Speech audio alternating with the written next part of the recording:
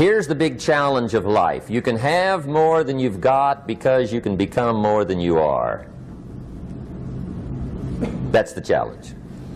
And of course the other side of the coin reads, unless you change how you are, you'll always have what you got. I have found in my experience that income does not far exceed personal development. Now sometimes income takes a lucky jump, but sure enough, unless you grow out where it is, it'll usually come back where you are. Life has strange ways. If somebody hands you $1 million, best you become a millionaire quickly, so you get to keep the money. Otherwise, sure enough, it'll disappear.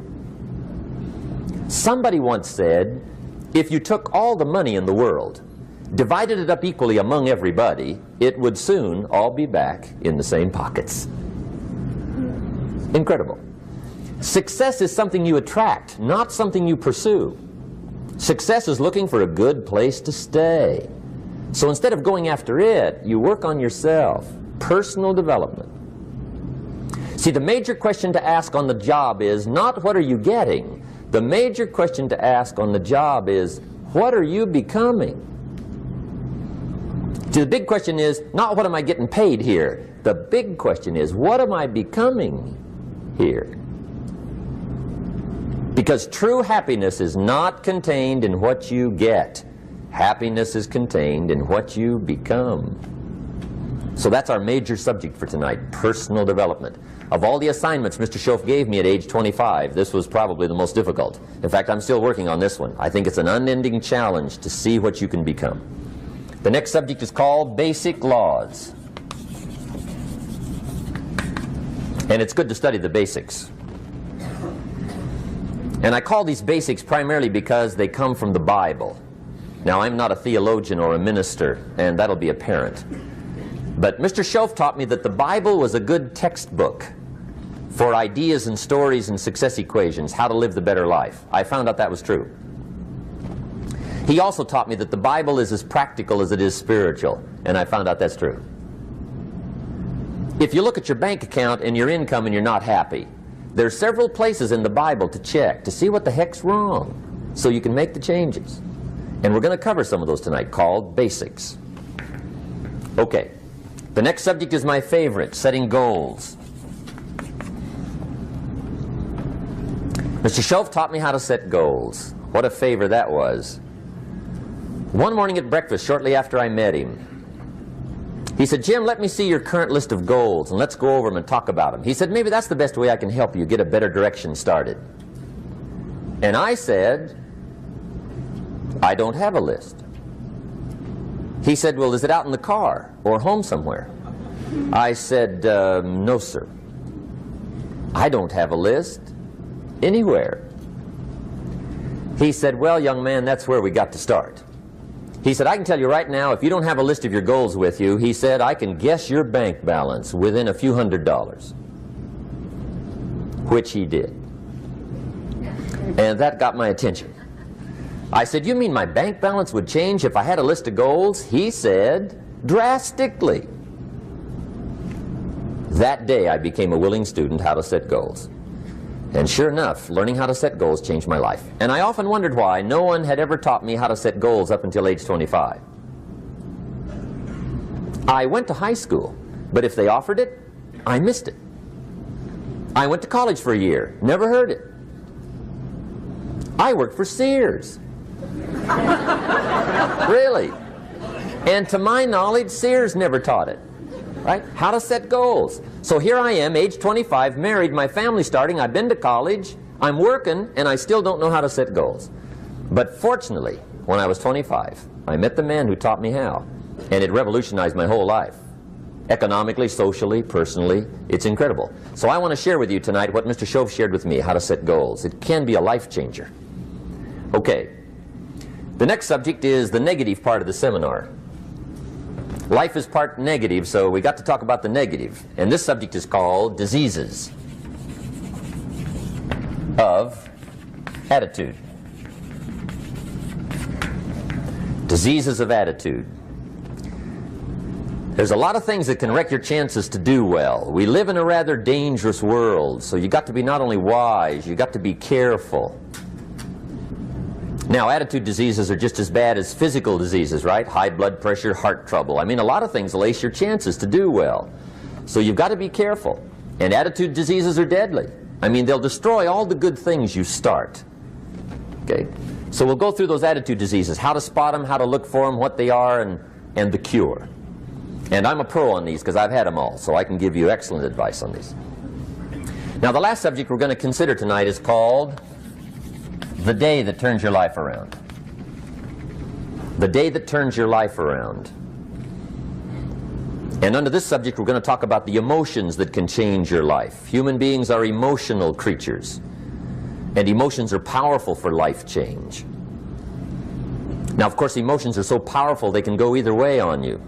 Emotions can either build or destroy. So you really have to employ emotions properly. We call civilization the intelligent management of human emotions. If you can intelligently apply your emotions in the right direction, no telling what can happen. Could turn your life around one day would be sufficient. So we'll talk about those. Okay. Now that's a lot to cover in one evening, but we'll keep at it here and see if we can't get it all done. I'd like to have you now jot down the theme of the seminar. Every seminar should have a theme, I guess. We've got one. It's on some of our literature if you happen to notice it, but if you didn't, for your notes, here it is. The theme of the seminar goes like this: the major key to your better future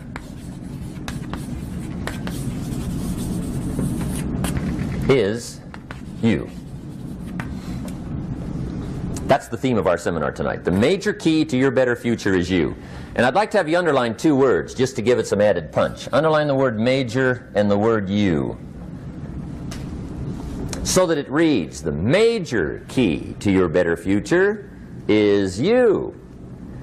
Now, my first suggestion is transfer this to a card or something where you can put it up, where you can see it every day.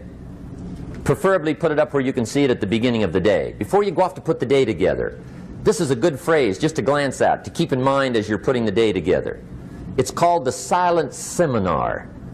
If you'll just let this talk to you during the day, I found it to be tremendously helpful. The major key to your better future is you. For a big share of my life now, I didn't have this one quite figured out, among a lot of things I didn't have quite figured out. Many things used to puzzle me back in those early days. I used to wonder why two people could work for the same company, one make twice as much money. Now see, that used to puzzle me. And maybe they were the same age, graduated from the same school, live in the same community, work for the same company, with the same products and the same services. They've got the same traffic, the same problems, and one makes $1,000 a month, the other one makes $2,000 a month. Now that was my puzzling question. Why would this long list be the same and the money twice as much? I asked, what's the difference between $1,000 a month and $2,000 a month? And I don't mean $1,000 a month, right? I could figure that out. But what makes the difference? Why would one person do twice as well, 3 times as well? Speaking economically. Now I know there's more than one way to do well. I understand that. But in this little narrow area called compensation, what's the difference? Well, back then, with my faulty thinking, I'm trying to reason it out. I thought, well, maybe time makes some of the difference, right? Some people do better because they have more time. I used to say, Harold ought to be able to do well. He's got a lot of time. If I had all of Harold's time, I could do well. Now, that's got to be dumb, right? Number one, you can't get somebody else's time. A guy says to me one time, he says, you know, if I had some extra time, I could make some extra money. I said, then forget it. There isn't any extra time. Hey, when the clock strikes 12 midnight, that about wraps it up, right? I mean, you can look around the gongs there for a little more, but it's over. You say to the guy, what are you doing? He says, I'm looking for extra time. See, they'll come and take you away, right? There isn't any more time. Now, if you can't get more time, which you can't, what could you get more of that would make a difference in economic results? And here's the key word. Make it a part of your notes. We're going to consider it tonight. The word is value. And I have a little phrase for your notes. Value makes the difference in results. Value makes the difference. You can't get more time, but you can create more value. Now here's the first lesson of economics. Everybody should learn it from the time they're old enough to understand what a dollar means. How to earn one, how to get one, how to keep one, what to do with it. First lesson of economics. We primarily get paid for value. That's lesson one. Bringing value to the marketplace, that's how you get paid. You don't get paid for the time. I know it takes time to bring value to the marketplace, but you get paid for the value, not the time. Now, since that's true, here's one of the key questions of the evening. Is it possible to become twice as valuable at the marketplace and make twice as much money in the same time? Could you become 3 times as valuable? Make 3 times as much money in the same time? Is that possible? The answer is yes, if. And it's always if, right? Life is known as the big if. Harry Truman once said, life is iffy. How true. And here's the big if, we're going to consider it tonight. It's possible to do much better at the marketplace if you go to work primarily on yourself. And that's the theme of our seminar tonight. Learning to work primarily on yourself. People have asked me for the last 24 years, how do you develop an above average income? And the answer is, become an above average person. Develop an above average handshake. Some people want to be successful, they don't even work on their handshake. As easy as that would be to start on. They let it slide, they don't understand. Develop an above average smile. Develop an above average excitement. Develop an above average interest in other people. Develop an above average intensity to win. See, that'll change everything. Probably one of the most frustrating experiences in life is looking for an above average job with above average pay without becoming an above average person. It's called frustration.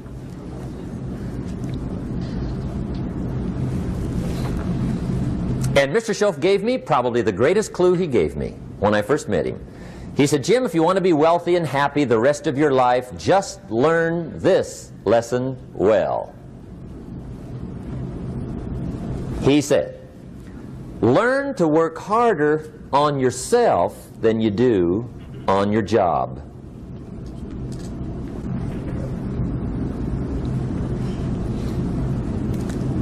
Then Mr. Schoaf gave me probably one of the most important clues among so many things he taught me, but this was in those early days. Mr. Schoaf was very kind, but he was also very abrupt. And he had these interesting questions to ask. I'm giving him a little rundown one day on how things hadn't worked out for me. He said, Mr. Rohn, I've got the answer for you if you will listen carefully. And listen carefully I did that day and for the next 5 years. If somebody's wealthy and happy, you gotta listen. He said, Jim, I've only known you a short time. But he said, it's already my honest opinion that for things to change for you, you got to change. That wasn't quite the answer I was looking for. But that's the answer he gave me, and I pass it along to you on this warm summer evening in Anaheim, California, 1981. For things to change for you, you've got to change. Otherwise, it isn't going to change. Before I met Mr. Schoaf, I used to say, I sure hope things will change. Right? That seemed to be my only hope. If it isn't going to change, I'm in serious trouble. And then I discovered it isn't going to change, so I'm in serious trouble.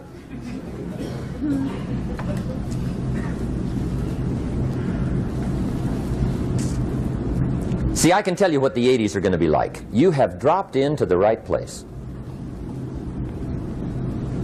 I did a seminar one time for Standard Oil executives and management in Honolulu. And we're having a conference one day on this big conference table. And one of them said to me, Mr. Rohn, you know some fairly important people halfway around the world. What do you think the 80s are going to be like? I said, gentlemen, I do know the right people. I can tell you. So they all listened very carefully. And I said, gentlemen, based on my wide experience, I can really honestly say to you, in my opinion, in the 80s, it's going to be about like it's always been. Aren't you glad you came? That's inside. I don't pass that around just everywhere. Now, of course, I said that to make a point, but I also said it because it's accurate. It's going to be about like it's always been. It isn't going to change. The tide comes in, and then what? It goes out. For 6,500 years that we know of, recorded history, and probably long before that. So it is not going to change. It gets light, and then what? It turns dark. 6,500 years. See, it's not likely to change. And we're not to be startled by that. And if the sun goes down, the guy says, what's happened, what's happened? It means he hasn't been here long, I guess, right? It always goes down about this time. The guy says, well, I don't like that arrangement. Well, you got to talk to somebody besides me, right? It gets light, then it turns dark. In rotation, the next season after fall is what? Winter. Pray tell, how often does winter follow fall? Every year regularly for the last 6,500 that we know of. See, it is not going to change. Now, some winters are long, and some are short, and some are hard, and some are easy, but they always come right after falls. It isn't going to change. Sometimes you can figure it out, sometimes there's no way to figure it out. Sometimes it goes well, sometimes it gets in a knot. Sometimes it sails along, sometimes it gets in reverse. See, that's not going to change. The last 6,000 years reads like this: opportunity mixed with difficulty. That's how it reads. It isn't going to change. The man says, well, if it isn't going to change, how will my life ever change? Answer, when you change. And whether I'm talking to high school kids or business executives, my message is always the same. And it goes like this: the only way it gets better for you is when you get better.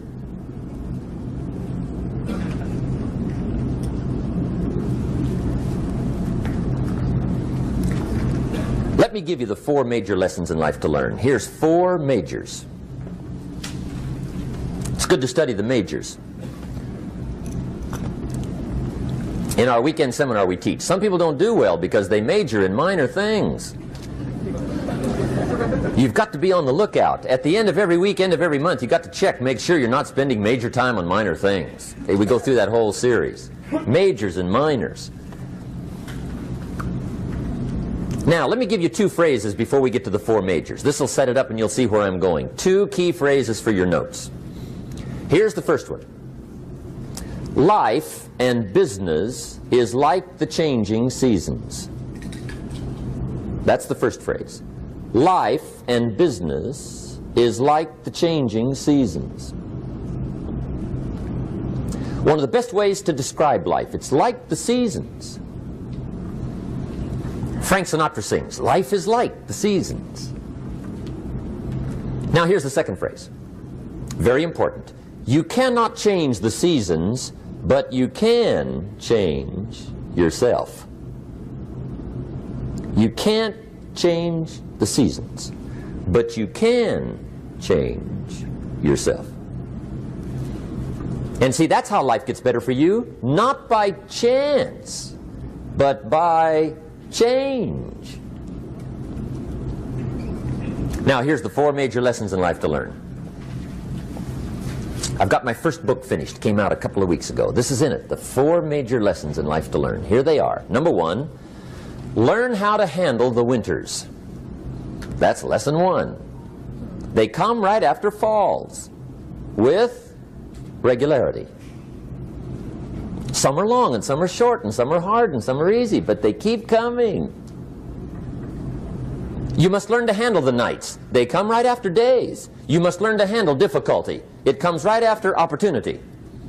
You must learn to handle recessions. They always follow progressions. For the last 6,000. See, it isn't going to change. The lesson you must learn is how to handle it.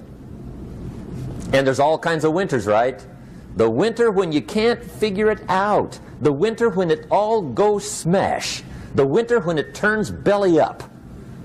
The winter when it won't work, when you've run out of money and you've got a broken heart. See, those are winter times. There's all kinds. Economic winters, social winters, personal winters. When your heart is smashed in 1,000 pieces and the nights are unusually long, your prayers seem to go no higher than your head. It's wintertime. Barbara Streisand sings, "It used to be so natural to talk about forever, but used to be's don't count anymore. They just lay on the floor till we sweep them away. You don't sing me love songs, and you don't say you need me, and you don't bring me flowers anymore." A song of winter. But see, the disappointments come. Those are normal. That's part of life. But the question is, how do you handle it? How do you handle the coming winters and the disappointments and the down times? Well, you can't get rid of January by tearing it off the calendar. But here's what you can do. You can get stronger, you can get wiser, and you can get better. The winters won't change, but you can. And that's how life changes for you. See, before I understood, when it was winter, I used to wish it was summer. I didn't understand. When it was hard, I used to wish it was easy. I didn't know. And then Mr. Schoaf gave me a part of his very unique philosophy when he said, "Don't wish it was easier, wish you were better." See, that triggered my whole life change. Don't wish for less problems, wish for more skills. Don't wish for less challenge, wish for more wisdom. That's the key. So that's lesson one, learn how to handle the winters. Here's lesson two, learn how to take advantage of the spring. That's the second one. Spring is called opportunity. And spring follows winter. What a great place for it. If you were going to put it somewhere, that'd be the place to put it, right after winter. And pray tell, how often does spring follow winter? Every year with regularity, 6,000. You can almost count on it. See, opportunity always comes. Days follow nights. Isn't that terrific? Opportunity follows difficulty. But here's what you must learn to do. Underline these two words in that key phrase. Take advantage. Underline those two.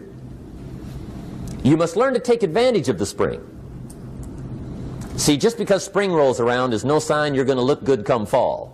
You got to do something with it. In fact, you have to get good at one of two things in life. Planting in the spring or begging in the fall. Or get somebody to do it for you. See, those are about the only alternatives. Now here's what else you must do. Take advantage of the springs quickly, because there's only a few. Just a handful of springs have been handed to each of us. They don't come forever. Life is fairly brief. So you got to read every book you can get your hands on what to do with your springs while they're here. And take advantage, they soon run out. The Beatles wrote, "Life is so short." And for John Lennon, it was extra short. But life is brief. Elton John sings, "She lived her life like a candle in the wind." It's brief. So whatever you're going to do with your life, you got to get at it. Don't just let the springs pass. Here's the third major lesson in life to learn. Learn how to protect your crops all summer. You got to take care of what you start. Sure enough, as soon as you've planted your garden in the spring, the busy bugs and the noxious weeds are out to take it. And here's the next bit of truth. They will take it unless you prevent it.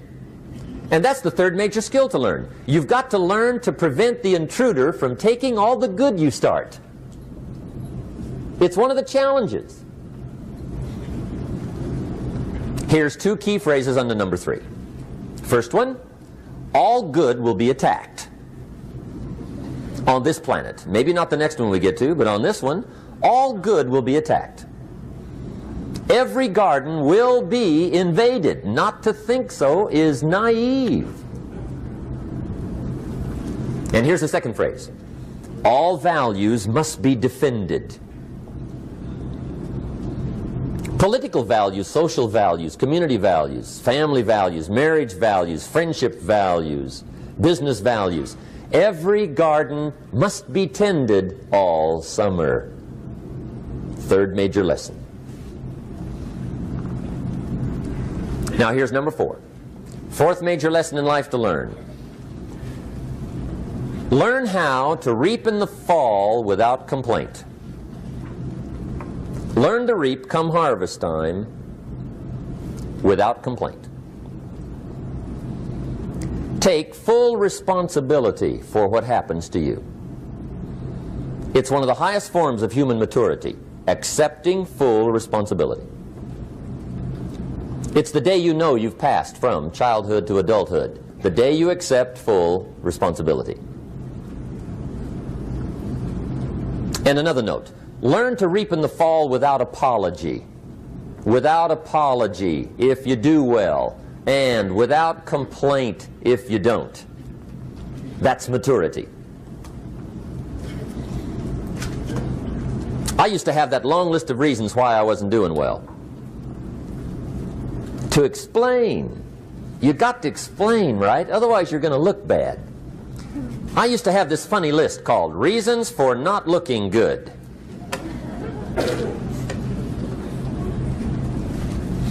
I used to blame the government. I mean, you can believe that or not. It was at the top of my list. I had a lecture second to none. The government. That was on my list. I used to blame taxes. Look what you got left after they take everything. And they expect you to do well. That was on my list there. Prices, that one's easy, right? You walk into the supermarket with $20, come out with a little half bag.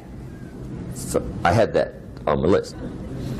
I used to blame the weather. I blamed the traffic. I used to blame my car. I blamed the manufacturers. I used to blame the company. I blamed company policy. I used to blame the training program. I blame my negative relatives. They were always putting me down. I blame my cynical neighbors. They're just selfish, looking out for themselves. Won't loan you money? They were on my list.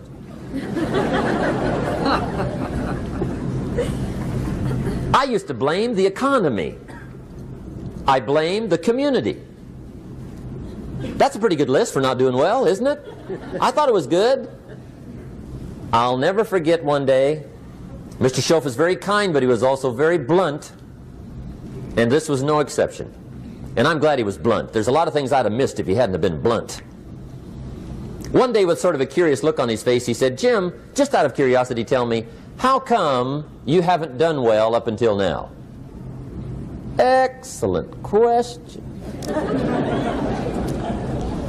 I thought, well, so I won't look too bad, I'll go through my list. And this list I just gave you, I put that on him. And he was very patient. He let me go through the whole thing, the government, the weather. I went through this whole thing. When I finished, he looked my list over very carefully. He said, "Mr. Rohn, big problem with your list. You ain't on it." How brilliant.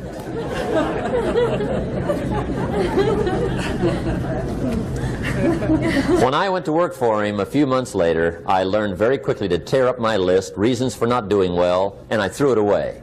And I got me a fresh piece of paper. And I put one word on it. Me.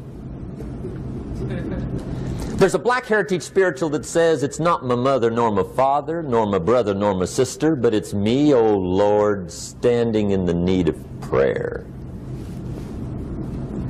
See, I used to blame everything outside. And then let me give you a little philosophy that helped turn my life around. For your notes, here it is. It's not what happens that determines the quality or the quantity of your life. It's not what happens. And the reason is because what happens happens to about everybody. No different. The sun went down on all of us last night. A common event, a happening. And I found out that the same things can happen to two different people. One gets rich and one stays poor. Why is that? It's because it's not what happens, but rather it's what you do that changes everything. So that's a key phrase. It's not what happens, it's what you do. What happens is about the same. You might put that in parentheses here. Same. What people do, that's what's different. Anything can happen, right? Everything can happen. I've heard all the stories. I've been one of the stories. Hey, we could all tell stories all night long, right? Happenings. Anything can happen. Have you heard of Murphy's Laws? Anybody here heard of Murphy's Laws? Okay, most of you have. Murph had these laws. One of them was, if anything can go wrong, it will. That's one of Murphy's laws. He was not one of the great positive speakers of the day. But anyway, it's still true though, right? Anything can go wrong, everything can go wrong. For sure. I've fallen out of the sky so many times. Once to the tune of a couple of million. Devastating. Took me a while to survive that one. Now, it wasn't all that much, but it was all I had. Right? I mean, that's when it's much, right? When it's all you got. If you got 3, 2 go, you got 1 left, you ain't looking that bad. But when it all goes. Has anybody been there when it all went? Anybody? Come on, the rest of you liars. Go ahead. Hey, we've all been there, right? When it all went. Of course, it used to be a long time ago, right? When you ran out of money, got to 0, you were all through. Heck, now you can whistle right on by 0, right? I mean, they will bury you. That's what they will do.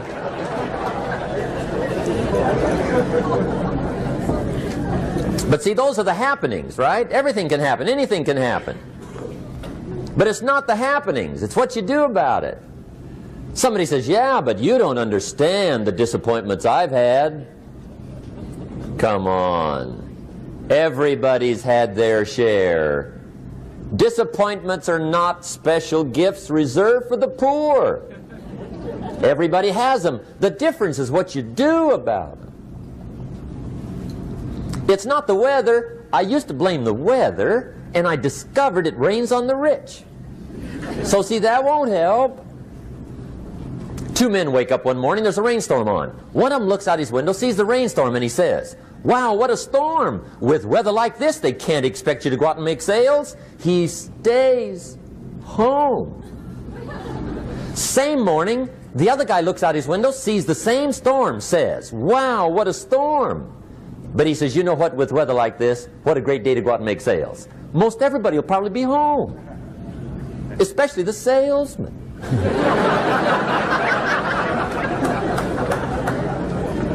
See, that's the difference in how your life works out. It's not what happens, it's what you do. So here's one of the key questions of the evening. Starting tomorrow, what are you going to do that'll make a change in your life's direction? Good question. What are you going to do starting tomorrow that'll make a difference? Now see, if you don't do something starting tomorrow that'll make a difference, guess what? It's gonna be the same.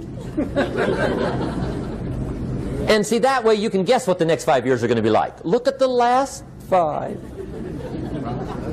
Because the next 5 are going to be like the last 5 unless you, major key, tomorrow, change it all. Or change a little, or change something, or don't change. It's choice time. You can do whatever you want. But it's nice to know any day you wish you can change your whole life. What can you do starting tomorrow that'll make a difference? Good question. What can you do with economic chaos, massive disappointment? What can you do with a broken heart? What can you do when it won't work? Good question. So if I had a word with you tonight, one-on-one, just you and me. I think my personal advice to you would be, this year, 1981, reach down inside of you and come up with some more of those remarkable human gifts. They're there, waiting to be utilized. And then change anything for you you want to change. And I challenge you to do that because you can change. If you don't like how it is for you, change it. If it doesn't suit you, change it. If it doesn't please you, change it. If it isn't enough, change it. And I challenge you to do that because you can change. See, you don't ever have to be the same again after tonight, only by choice. If you don't like your present address, change it. You're not a tree.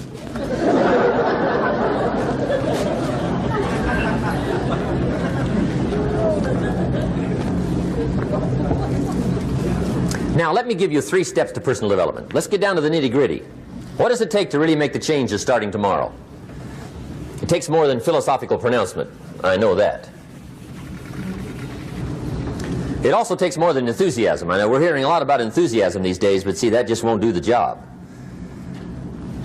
We're still hearing the old cliches of the 30s, right? To be enthusiastic, you must act enthusiastic. But see, that's not going to help. After you have leaped about, there are some things you got to do, or it isn't going to change. See, you can get all excited about lifting 200 pounds till you get to the gym. And then you need a new excitement. And the new excitement is called discipline.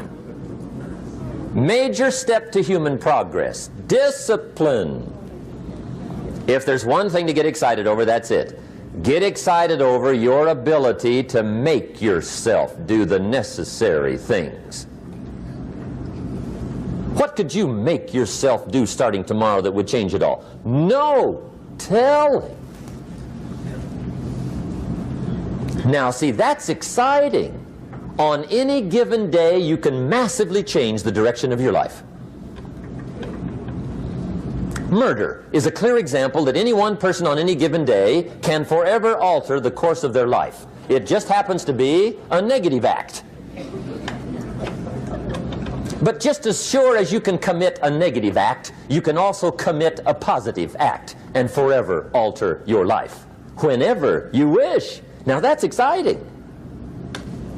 And whatever that act might be that changes your life. The guy finally takes a shotgun to his car and blows out every window, destroys every tire, puts 100 rounds in this shabby old thing. And he says, I have driven this embarrassing thing for the last time. And not only will I never drive it again, nobody else will ever drive it again. And he lets that shuddering thing stand there for a while as a monument to the day he said, today my life changes. Now who can do that? Anybody. When can you do it? Whatever day you pick.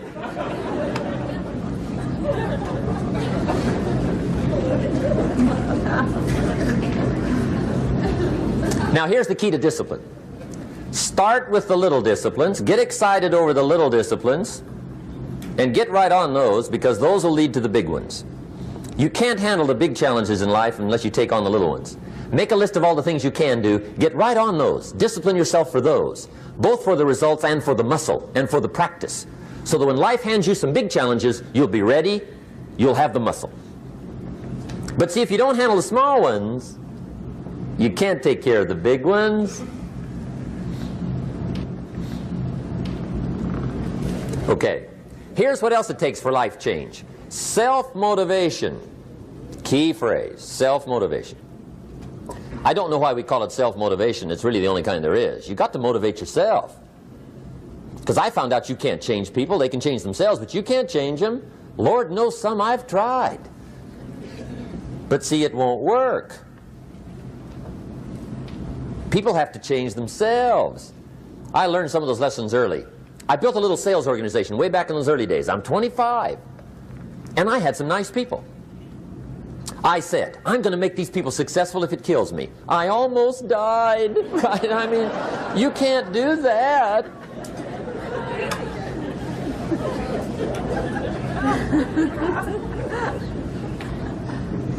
See, I've discovered this. Good people are not trained, they're found.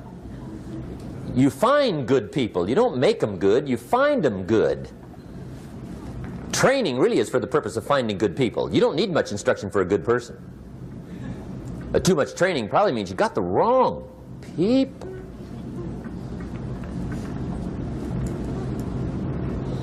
So you got to find the right people. That's the key to getting a good job done. One of the major things we learn in management, lesson 1, don't send your ducks to Eagle School.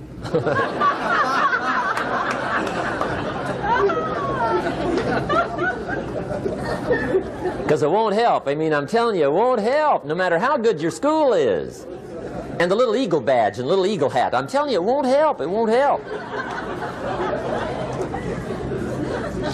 You can tell whether your school's done any good, right, is when it's over, right? The duck goes for his first rabbit and makes him a friend. You say, no, no, no. Anyway, so it takes self-motivation to really alter your life.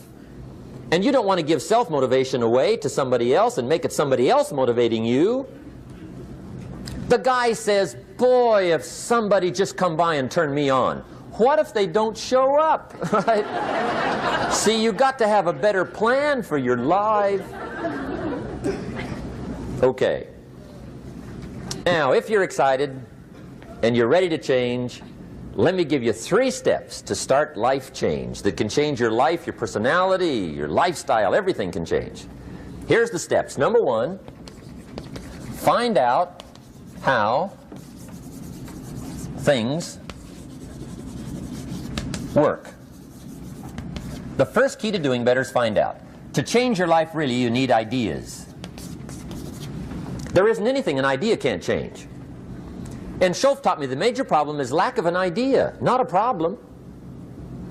At first I didn't have any money. I said to Mr. Schoff, I don't have any money. He said, that's not a problem. Now see, up until then I always thought it was. Right? I was confused. He said, no, no, the problem is lack of an idea on how to create money and wealth. It isn't lack of money, it's lack of ideas. So if you get the ideas, see, you can change anything. Now to get ideas, you need a constant study of finding out. Now Schoff also said, when you find out something that works, put the information in your journal. Don't use your head for a filing cabinet. Put it in your journal so that you can do the next best thing. Repetition, repetition, repetition. Go over it. And if you repeat it, go over it, sure enough, someday, some mysterious day, the idea takes root, starts to grow, and shows up in your bank account, and your dress, and your personality, and your lifestyle. But capture the ideas in your journal. Find out how things work. Schoff gave me this word for my life change. He said, study. Great word. If you wish to be successful, study success. If you wish to be happy, study happiness. If you wish to be wealthy, study wealth. Don't leave it to chance. Make it a study. Some people just go through the day with their fingers crossed. See, that won't do it. You've got to study the things that can change your economic, social, spiritual, personal life. Now here's a qualifying phrase. And we'll have several of these qualifying phrases throughout the seminar. Here's the first one. You may not be able to do all you find out. I understand that. You may not be able to do all you find out, but you should find out all you can do. See, you don't want to wind up at the end of your life and discover that you've lived only 1/10 of it. And the other 9/10 went down the drain. Not for lack of opportunity, for lack of information. So that's number 1, find out how things work. Now here's the best human virtue for finding out. Curiosity. Make a note of that. Curiosity. Be curious. You might add a word to it that'll help. Childish curiosity.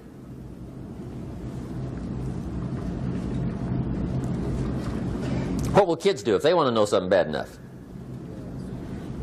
Bug you. That's the phrase. They can ask 1,000 questions. You think they're through? They got another 1,000. They'll drive you to the brink. It's a virtue. when you got to know. Be like a child. In fact, Jesus, the master teacher, said, unless you can become like little children, you might as well forget it. You don't have a prayer. Excellent advice. You got to be like children. 4 ways, in my opinion, to be like a child. Number 1 is curiosity. Number 2 is excitement. Get excited like a child over your ability to make yourself do anything for change. 3rd is faith. Have faith like a child. Adults are too skeptical. And 4th is trust. Trust is a childish virtue, but the rewards are incredible. So be like a child.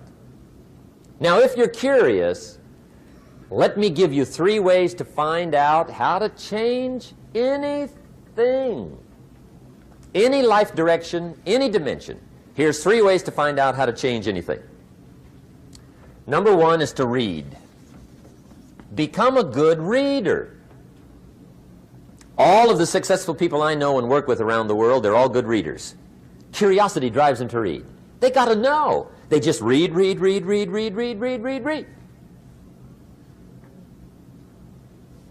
Become a good reader.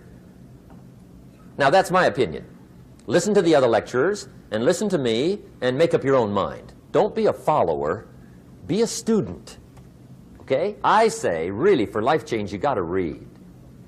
One way to learn is from your own experiences, but another way to learn is from other people's experiences. See, one book might save you 5 years if you read it. Did you know there's books on how to be stronger, more decisive, be a speaker, be a leader, have a better effect on other people, develop your personality? Did you know there's books on that? And people don't read them? How would you explain that? And they can read? Did you know that hundreds of successful people have written their stories in books and they wrote down how they did it and people don't read it?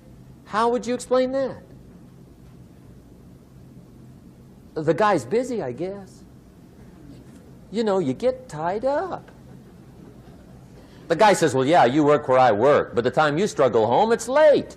You got to eat a bite of supper, watch a little TV, get to bed. You can't sit up half the night reading. And the guy's behind on his car payment. Good worker, hard worker, sincere. But you got to be better than sincere and work hard. Otherwise, at the end of your life, you'll wind up cold, stony broke. You got to be better than a good worker. You got to be a good reader. The whole world is governed by laws. The universe, in fact. Laws. We call it the law of electricity. We call it the law of gravity. There's mathematical laws. There's physical laws. Speed and velocity laws. Agricultural laws. There's all kinds of laws.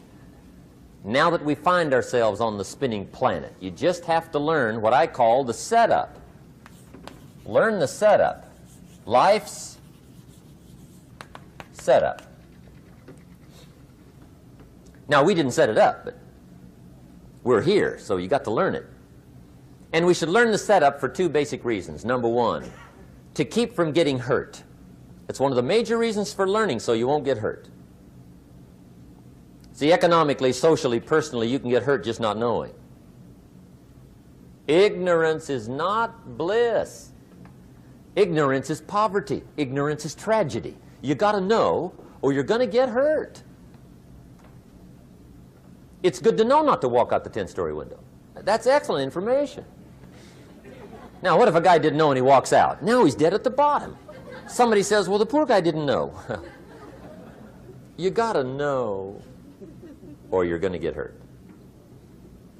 Okay. Now, here's a parenthesis. You don't have to like the setup. I don't ask you to like how it is. That's not what's important. But it is important to learn how it is. Okay? So you don't have to like it, but you should learn it. That's what I tell the kids, right? Make sure you get the information. What you think about it, that's up to you. What you're going to do with it, that'll soon be up to you. But make sure you get it. See, there's nothing worse than being stupid. Nothing. I mean, being broke is bad, but being stupid is awful. And what's really bad is being broken stupid, right? That's about the end of the world. I mean, there isn't anything much worse than that. Unless you're sick. Sick, broken, stupid. I mean, that is it, right? There's nowhere else to go. So make sure you get the information. It's key. You don't have to like it, but learn it. If this big monstrous thing lifts up in the sky, hangs there for a little while, cuts loose, comes crashing down, boom, shakes the ground for 5 miles. And then this big monstrous thing lifts back up in the sky, hangs there for a little while, cuts loose again, comes crashing down, boom, shakes the ground for 5 miles. It just keeps doing that, this big monstrous thing, lifting up and then crashing down, boom. Now, you might come along one day and say, that's got to be a stupid arrangement, which is okay. You're entitled to your opinion.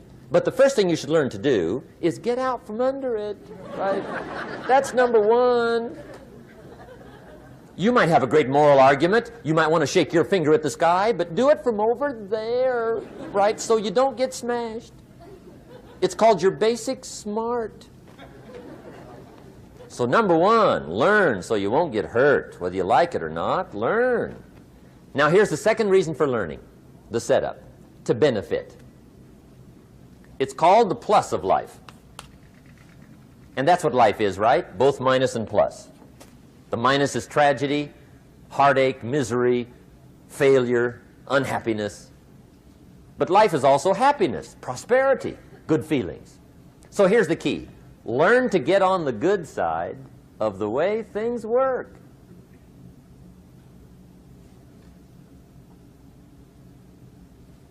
Now, here's 2 of the basic laws, and we'll take our break. Shof taught me these. They come from the Bible. Now, again, I'm an amateur, okay? When it comes to the Bible, I'm not a pro. So you'll sort of have to take my way of putting it. But here they are. The first one is the law of use. The law of use. And it goes something like this. Whatever you don't use, you lose. Lack of use causes loss.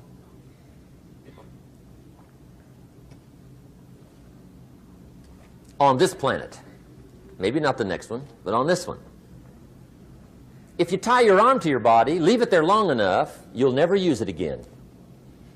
It's over for the arm. Now, it may not be over, but it's over for the arm. The only way to keep the use of this arm is what? Keep using it. If you quit, you lose automatically. They don't bring it up for a vote. You lose automatically when you quit. Now, the same thing that goes for your arm goes for your brain, mentality. The same thing goes for all the human virtues. Ambition, unused, declines. Strong feelings, unused, diminish. It doesn't grow, it diminishes. Faith, unused, decreases. It's a law. Vitality unused diminishes. Energy unused decreases. The guy says, well, I'm going to save up my energy. You can't do that. That's like trying to save today, put it on the end of the year. See, you can't do that. They'll come take you away. If you don't use today, what? It's lost. The guy says, well, I'll work twice as hard tomorrow to make up for it. See, that's foolish. You could have done that anyway. Today unused is lost. A talent unused is lost. An ability unused is lost. So here's one of the key expressions of the evening. Take a new inventory of yourself. Starting tomorrow, new project. Take a new inventory. And make sure that all of your talent and ability and mentality and ingenuity and vitality and strong feelings, faith, courage, make sure that all you've got's being used. Otherwise, you lose. Now, one of the best illustrations of the law of use is a Bible story called the Parable of the Talents. The talent story. Interesting story if you haven't read it in a while. Just review it.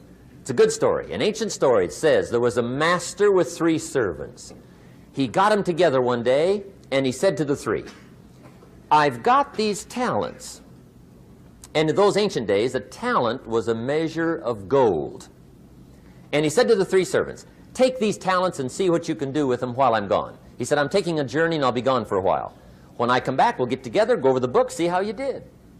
He said, here's 5 of these talents for you. 5. Here's 2 of them for you. 2. And here's 1 for you. 1. The master said, take those talents, see what you can do with them. When I come back, we'll get together, we'll go over it all. The servant said, okay, master takes off. According to the ancient story, the master comes back from his trip. When he gets back, he gets the 3 servants together, and as he said he would, he asks, how did it go with those talents? You were 5. What happened? That servant said, well, I took the 5 talents you gave me, and I put them to work. A little shaky at first, but he said things finally got rolling. And he said, I poured it on. And he said, my talents grew to 7, 8, 9, 10. He said, I doubled my talents from 5 to 10. Books will show. Master said,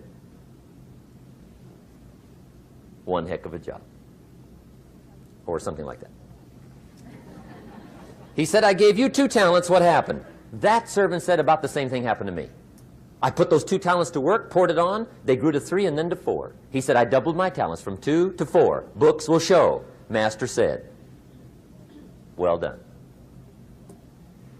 He said, I gave you 1 talent. What happened? That servant said, well, I took the talent you gave me, and I carefully wrapped it, and I dug a hole and buried it.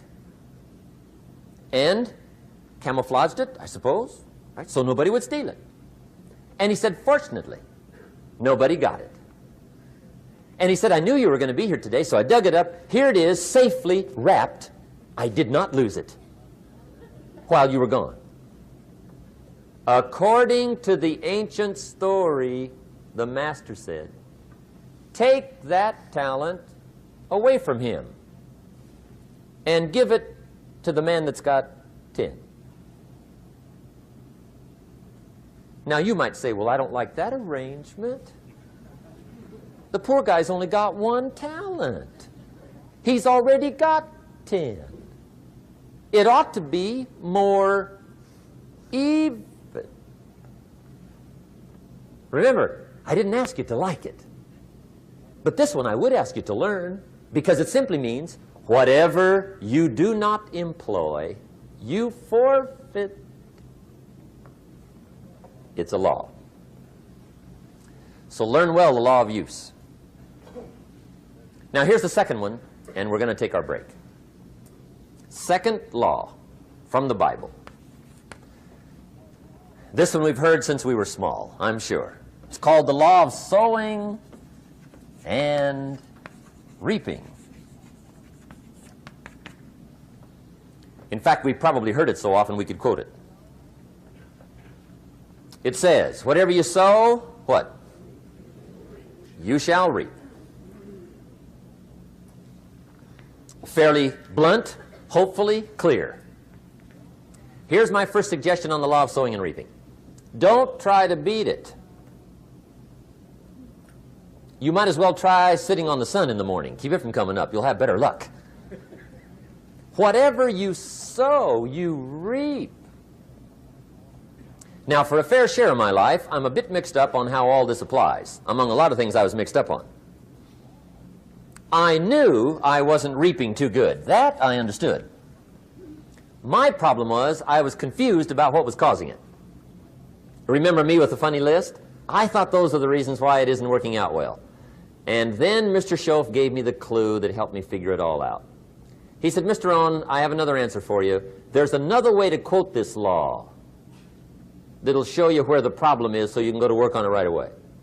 All you need to know is where the problem is. Then you can go to work on it. So he quoted me the law another way, and I found out what my problem was. Here's the way you quote the law. Whatever you reap is what you've sown.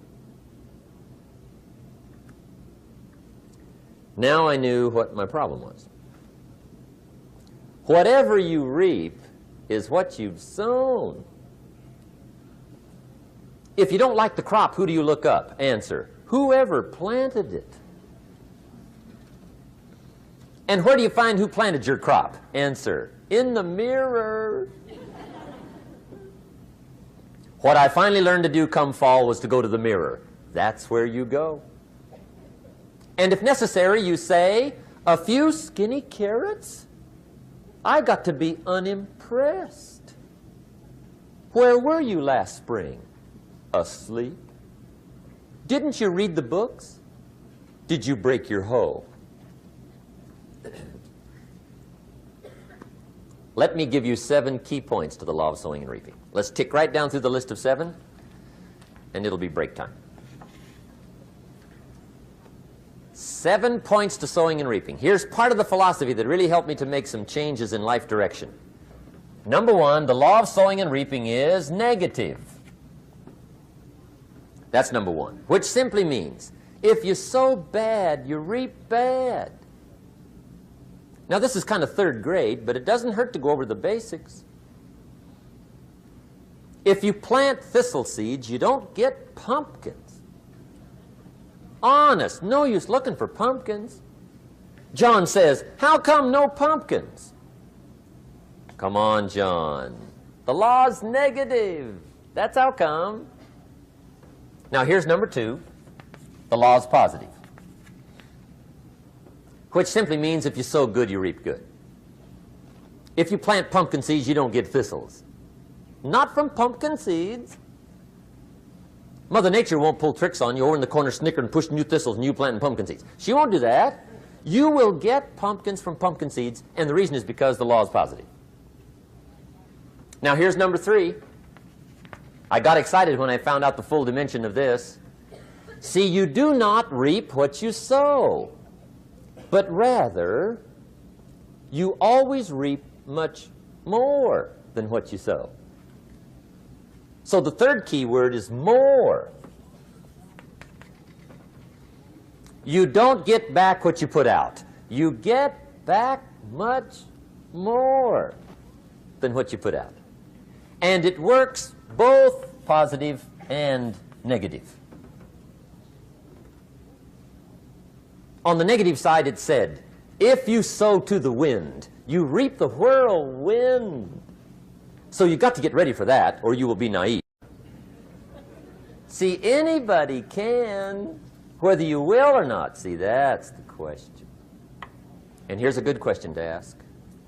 We are all buying somebody's plan. The question is, whose? Who's got you talked into doing what you're doing? Who's got you talked into your present plan? See, 10 years from now, you will surely arrive. The question is, where? But see, anybody, if you want to, can go searching for a good plan, pick it, and start working it. And sure enough, as the time passes, as it surely will 5 years from now, 10 years from now, then you'll be winding up wearing what you want to wear, driving what you want to drive, living where you want to live, become what you want to become. But now's the time to fix the next 10 years. And who can? Anybody. Here's number 6. The 6th key to sowing and reaping. This is leveling with you now, as we promised to do. There's one thing better than the truth, and that's the whole truth. And here's part of the whole truth of the law of sowing and reaping. Number 6 is, you could lose. There are times when you just lose, no matter what you do. It's that kind of planet. You reap what you sow, yes, but... What does that mean, yes, but? Well, the farmer plants his crop in the spring, takes care of it all summer, loves his family, works 10, 12 hours a day, 6, 7 days a week, is an honorable man. Come fall, he's got a beautiful crop, and he deserves every bit of it. But the day before he sends the combines into the field, a hailstorm comes along and beats it all in the ground, which means you lose. Somebody says, well, what did he do wrong? Answer, nothing. It's just that kind of planet. Sometimes it's going to hail on your crop and rain on your parade, so you got to get ready for that or you will be naive. That's just part of the life arrangement. And don't press me why. I was not in on some of the original decisions here, so I don't know how it got set up. But there's just times, sometimes you lose. That's part of life. But now here's number 7. The 7th key to sowing and reaping. And it goes like this. It's just another way to quote the same law. And it goes like this. If you don't sow, that's just another way to quote the law. If you don't sow, what? You don't reap. You don't even have a chance. So if you looked at your game plan tomorrow, you might come to the quick conclusion, I got to get some sowing going. How true. Get you some sowing going. And remember, you've got plenty of time. You've got all the time there is. Some people spend enough TV time to make a fortune. The latest article on television watching in this country, according to the latest article, the average television is on in this country in every household 7 hours a day, called the Big 7. I asked a guy one time what his TV cost. He said about $450. I said, you forgot to look at the price tag. He said, what do you mean? I knew he was a TV watcher. I said, that television costs you, in my opinion, at least $12,000 a year. To watch it, not to own it. Owning it's cheap. Watching it is what's expensive. And I said, hey, $12,000 a year is too much to pay to watch TV. That's too much. Pay a little, but not $12,000. And he's the guy that said, I hope pay TV never comes.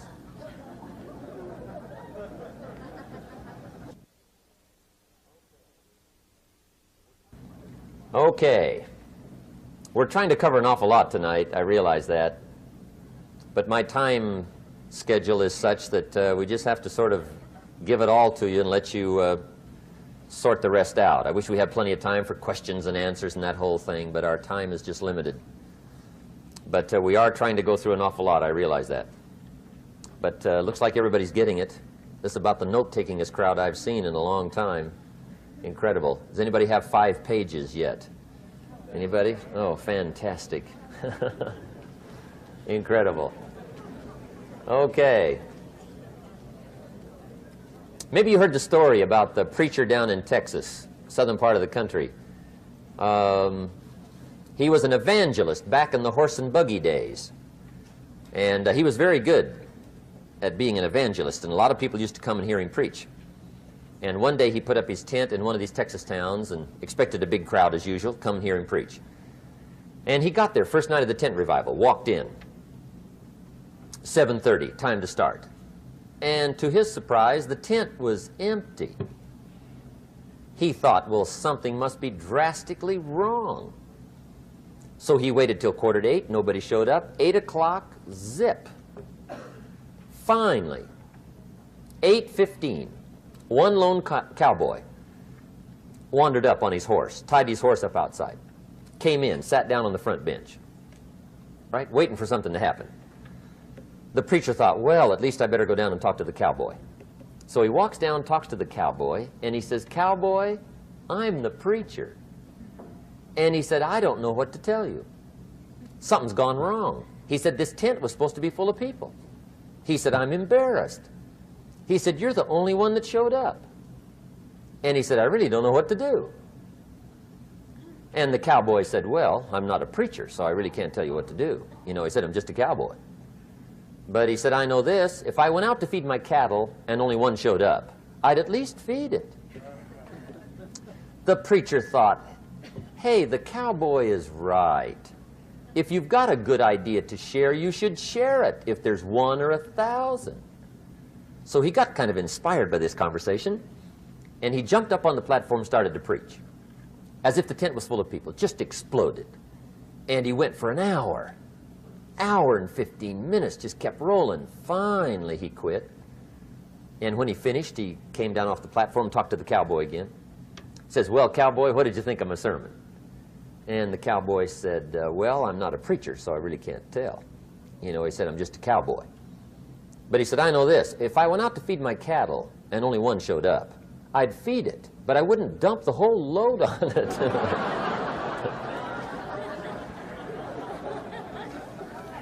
So anyway, if it seems like we're dumping the whole load tonight, I guess we are. But gosh, everybody's doing well. I'm having a good time. I appreciate the response here tonight.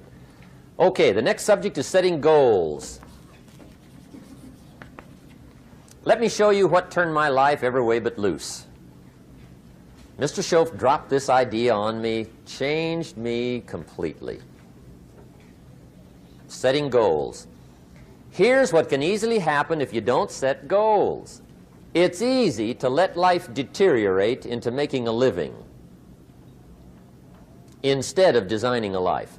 And we all have a choice. Make a living or design a life. It's easy to get trapped by economic necessity and settle for existence rather than substance. That's easy. But the best advice I can give you on how to break out of that trap is to learn how to set goals. Mr. Shoaf put it to me this way. He said, Jim, if you had enough reasons, you could do the most incredible things. I never forgot how he put that. If you have enough reasons. See, reasons will change your whole life.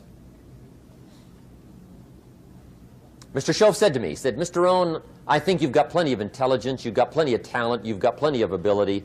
Probably what you lack is plenty of reasons. He said, I don't think your current bank balance is a true indication of your level of intelligence. I was happy to hear that. He said, I think you're much smarter than your present bank balance indicates. And that turned out to be true. I was much smarter.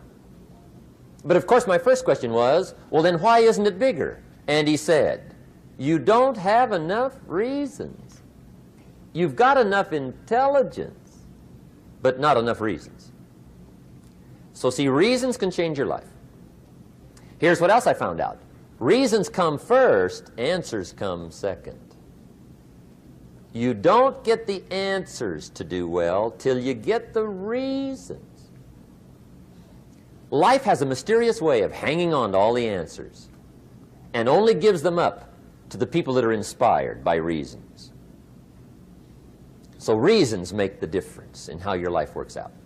Now, what are some of the reasons for doing well? Let's go through a quick list called Reasons for Doing Well. First is personal reasons. Some people do well for recognition. Some people do well for respect. Some people do well for the way it makes them feel. They love the feeling of being a winner. Those are good reasons. I have some millionaire friends that keep working 10, 12 hours a day, making more millions. And it's not because they need the money. It's because they need the joy and the satisfaction and the pleasure that comes from being a constant winner. And see, it's not just the money anyway. It's the journey, not the money. Once in a while somebody says to me, boy, if I had $1 million, I'd never work another day in my life. That's probably why the good Lord sees to it they don't get their million, right? They'd quit. They'd quit. Okay. Next is family reasons. Some people do extremely well for other people, and that's powerful. Human beings can greatly affect each other. Sometimes we will do things for somebody else we will not do for ourselves. We're made that way. I met a man one time who said, Mr. Rohn, to do all the things I want to do with my family around the world, he said, I got to have at least $250,000 a year. I thought, incredible. Could a guy's family affect him that much? And the answer is, of course. How fortunate are the people that find themselves greatly affected by somebody for personal achievement. And we are affected. The writer of a recent song said, "If not for you, the winter would hold no spring, couldn't hear a robin sing. I just wouldn't have a clue if not for you." So we can be affected. That might be one of the most stimulating reasons to do well, finding somebody. When Andrew Carnegie died, the wee little Scotsman that built the big steel industry, when he died, they opened up his desk, and in one of the desk drawers, they found a slip of paper. On that piece of paper, Mr. Carnegie had written his goal for his life, and he wrote it when he was in his 20s. And on that piece of paper, it said, "I'm going to spend the first half of my life accumulating money. I'm going to spend the last half of my life giving it all away." What a goal. He got so inspired by that goal that the first half of his life, he accumulated $450 million. And the last half of his life, he gave it all away. Good question tonight. What's got you turned on? What's got you bombed out of sight to get up early and stay up late and hit it all day? Next question. What's got you turned off? When I found the answers to those two questions, my life exploded into change. I finally found out what had me turned off, and I got that cured. And then I got me a long enough list of reasons to turn me on. And once the lights went on for me, age 25, they've never gone out. I've fallen out of the sky a few times, but I've never lost that drive to make something unique out of my life. See, reasons altered my whole life. Now, there's another list of reasons called nitty-gritty. Hard little reasons. Sometimes those little reasons are the most powerful reasons that can change your life. Sometimes it doesn't take much. I now carry several $100s in my money clip. It's only a few $100s, but it was one of those reasons turned my life around. Just before I met Mr. Schoaf, I heard a knock at the door. I go to the door, and there's a little girl standing there about this tall selling Girl Scout cookies. And she gave me one of the finest sales presentations I've ever heard. Special deal, several flavors, this whole package of stuff, $2. And with a big smile, she very politely asked me to buy. And I wanted to. Big problem. I'm broke. I don't have $2. And to this day, I can remember the pain and the embarrassment. I'm a father. I'm a husband. I've been to college. I'm working. I'm 25. I don't have $2. And I didn't want to tell her that for some reason. So I did what I thought was next best. I lied to her. I said, "Hey, look, I've already bought lots of Girl Scout cookies. I've still got plenty stacked in the house," which was not true. But it seemed to get me off the hook for the moment. She said, "Well, gosh, that's wonderful. Thank you very much." And she went away. When she left, I closed the door, and that was the day I said to myself, I don't want to live like this anymore.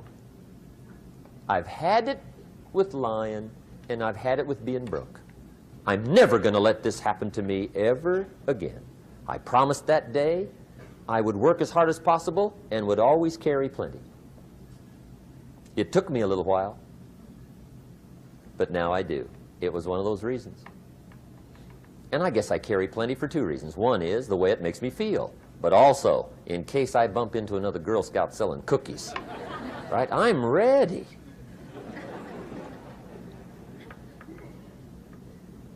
I walked out of the Bank of America one time up in Saratoga, California, where I used to live.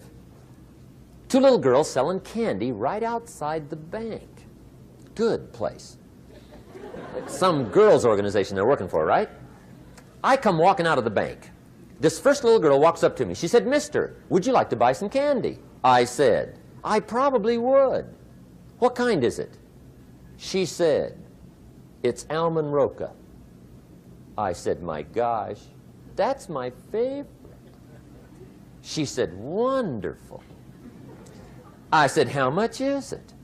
She said, "It's just $2. I thought, incredible. I said, "How many boxes of that candy have you got?" She said, 5. And her little friend was standing there. She was selling candy too. I said, "How many boxes have you got?" She said, "I've got 4. I said, "That's 9. I'll take them all." They said, "Really?" I said, "Yeah, it's my favorite. I've got some friends. I'll pass them around." They got so excited, put all this candy together. I reached in my pocket, gave them the $18. When I've got the candy and they've got the money, that first little girl looks up at me. She says, "Mister, you are really something." How about that? Can you imagine only spending $18 and have somebody look at you in the face and say, "You are really something"? Now you know why I carry heavy, right? I'm not going to miss anymore. It was just one of those reasons. Helped to change my life. One of my nitty-gritty reasons was budget finance. Budget finance used to grind my soul.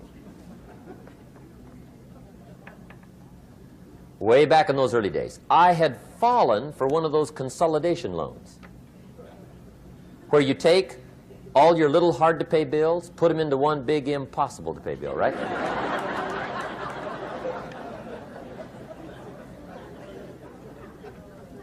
I would get 4 or 5 payments behind. This one guy used to call me day and night. I don't think they're allowed to do that anymore. Harassed me. Threatened to run me in front of the judge. Threatened to ruin my credit. Threatened to embarrass my family. One day he said, "We're going to come get your car, drag it rear end up down the street in front of your neighbors."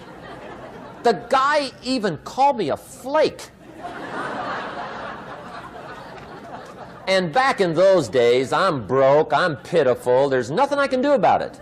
But I never forgot how the guy treated me. And when I met Mr. Shoaf and I got my life straightened out and the money started to flow, that was one of my first projects, budget finance. I poured it on day and night. I finally put all the money together I owed him, which was considerable. I picked a day for the payoff. And when the payoff day came, I put the money in small bills in a big briefcase. And I walked into the budget finance office on Wilshire Boulevard in Los Angeles. The guy who harassed me so often, his desk was about 3 back. I walked right up to his desk, startled him. He wondered what I was doing there. It was the first time I'd been there since I'd borrowed the money, right? Without saying a word, I opened up this briefcase, dumped this pile of money all over his desk. I said, "Count it. It's all there. I will never be back." And I turned around and stormed out. Now, that might not be noble, but if you haven't tried it, you've got to one time.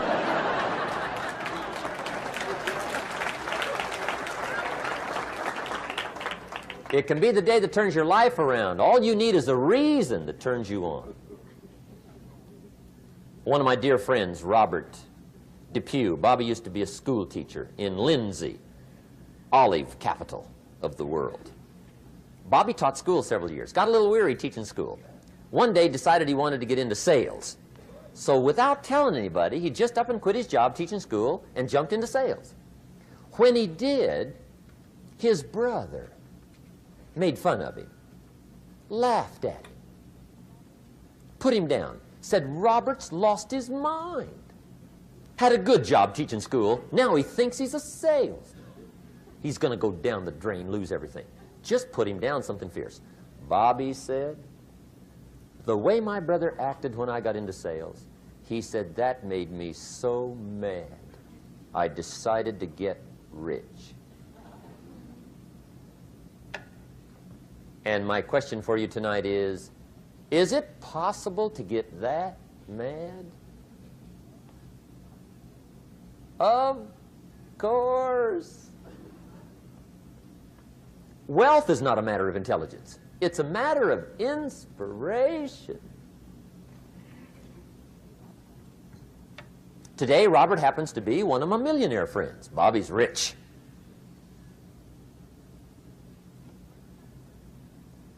Frank Sinatra said one time, the best revenge is massive success.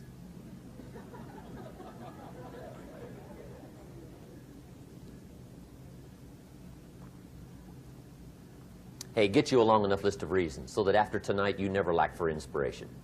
You might not have all the answers right away, but you can get the answers if you can get the reasons. Now, let me give you a little simple formula for goal setting. Okay? We take 2.5 hours on the weekend for the whole 10-year plan. We don't have time for that tonight. But let me get you started with a little simple formula Mr. Schoaf gave me. And maybe this will be helpful. First of all, I've divided goals into two parts. First is long range.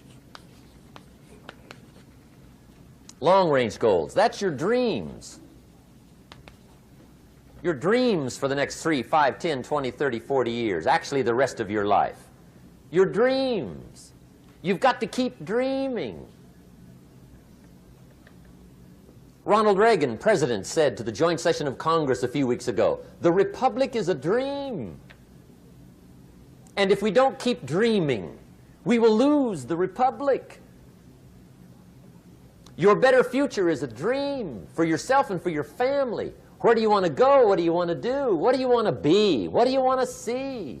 You've got to dream dreams. There's a Bible phrase that says, without dreams and visions, people perish. You've got to have something to go for that inspires the heart and the soul. Dreams. From the children of Sanchez, it says, take the crumbs from starving soldiers, they won't die. Take the bread from hungry children, they won't cry. But without dreams, we all will die. You've got to dream. Don't lose your dreams for yourself, for your future, for your family. The dreams of love and enterprise and travel and doing things, becoming something unique on your journey here. Don't lose your dreams. Do some dreaming. That's long-range goals. You've got to have those. So that's number one. Here's the second part of goals, short range. Short-range goals. That's your goals for tomorrow, this week, this month, this year, the immediate future. We call these confidence builders. Because if you set up something short-range, go for it, get it, latch onto it, work hard, accomplish it. That starts building your strong feelings to go for your dreams. Now, I've divided goals into 3 categories. Here they are. Number 1 is economic. That's your goals for money, income, business, profits, production. Economics. Make sure you've got your economics well planned. Economics plays a major role in everybody's life. Economics is major, which means it ought to be meticulously well planned for tomorrow, this week, this month, this year, long range. What if you asked somebody tomorrow if you could see their meticulously well-planned list of economic goals? What would they probably say? They'd say, you some kind of a nut? You must be weird. Hey, I found out what success is. Success is doing what the failures won't do. Make sure you've got your economics well planned. It'll put you in the top 5%. One of the key little subjects we talk about on the weekend is the 7 fundamentals for wealth and happiness. And that's one of them, well-planned economics. It's a fundamental if you want to do well. Join the top 5%. Anybody in this room can join the top 5%, if you will. Okay.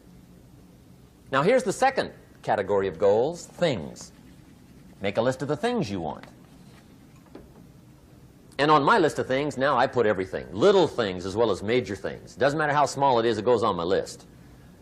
I used to just put major things, cars, homes. I don't do that anymore. I now load my list with everything. Everything. And the reason is, part of the fun of having a list is checking it off. That's it. Boy, at the end of the day, if you can go, got it, got it, got it, got it, got it, got it, whatever it is, right? You get into the habit. So load up your list, the things you want. Now, when you check off something major, celebrate.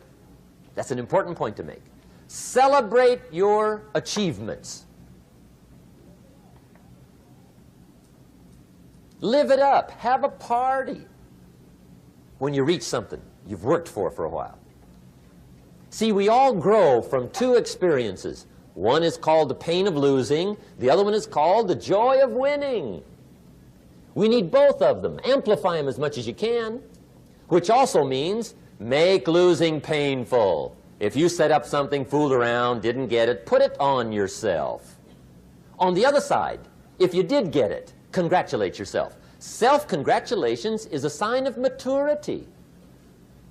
Seeking congratulations is a sign of immaturity. But hey, winning and losing, see, that's what it's all about. That's the name of the game. Now, some people lead such mediocre lives, at the end of the day, they don't know whether they're winning or losing. They got no clue. Guy's just going through the day with his fingers crossed. There's a better way. Okay, here's the third category of goals, personal development. Put those goals together. Personal development goals. That's your goals to be stronger, more decisive, be a speaker, be a leader, learn a language, all kinds of skills. Okay? The whole weekend seminar was designed to improve all your skills so that you walk away more skillful. And that's what you want, the personal development skills. That's what attracts, that's what brings good things to your life, the person you become more skillful. Now, this is quite a package to work on. Economics, things, personal development. For tomorrow, this week, this month, this year, long range. Okay? That'll get you started. Now, here's the simple formula for setting goals. It goes like this. A, work on your goals. That's step one. Work on them. And I put the word work there deliberately. Setting goals is plain hard work. I don't want to kid you. We haven't come here tonight to kid each other. It's work. I know it's work. That's why a lot of people just let it slide. It's work. Many people work hard on their job, but they don't work hard on their future. They just let that slide. And the work involved is making plans. I know most people don't. I understand that. But don't let that be you. Guy says, well, yeah, you work where I work, but the time you struggle home, it's late. You've got to eat a bite of supper, watch a little TV, get to bed. You can't sit up half the night. Plan, plan, plan. And the guy's behind.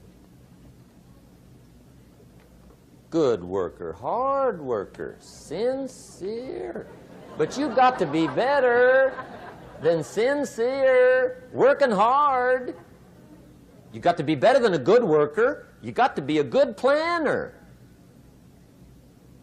Somebody once wisely said, the people who fail to plan are planning to fail. Well said. So work on your goals. Here's step two. Write your goals down. That's so important. I teach my staff around the world, put your goals in your journal. Because one of the major people you want to study is yourself. So here's the list of goals I put together 3 weeks ago. Here's the list of goals I put together 2 years ago. Here's some of the changes I made, rearrangement of my priorities. I scratched these off. I put these on. I've gotten these. Study your accomplishments. Study what your desires are. Put them on paper. Write them down. Here's another reason for writing your goals down. It shows you're serious about doing better. And to do better, you got to get serious. You don't have to be grim, but you must be serious. Everybody hopes things will get better. Everybody hopes. Poor people hope. That ought to tell you something. It means the future does not get better by hope. It gets better by plan. I used to have the affliction called passive hope. It's an affliction. It's bad. Probably what's even worse than that is happy hope. Now that is really bad. That's bad. Happy hope. The guy's 50 and he's broke and he's still smiling. See, that's not good. So get serious about your goals. Put them on paper. Write them down. There's all kinds. His goals, her goals, their goals.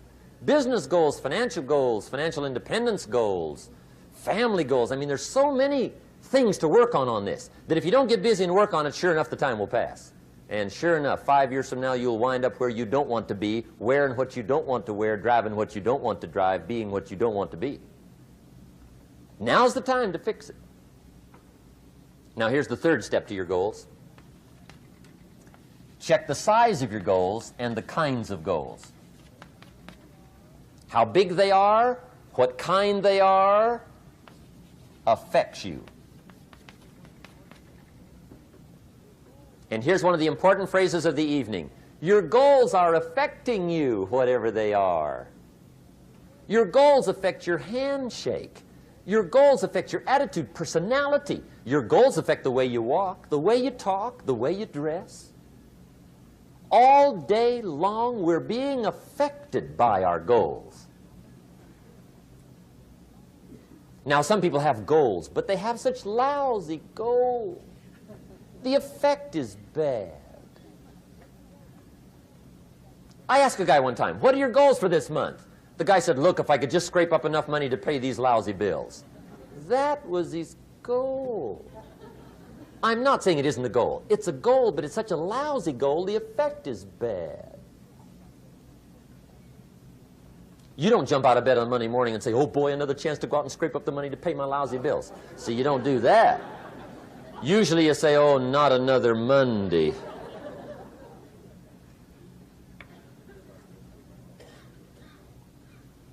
And some people have so given up on life, they have joined the thank God it's Friday club.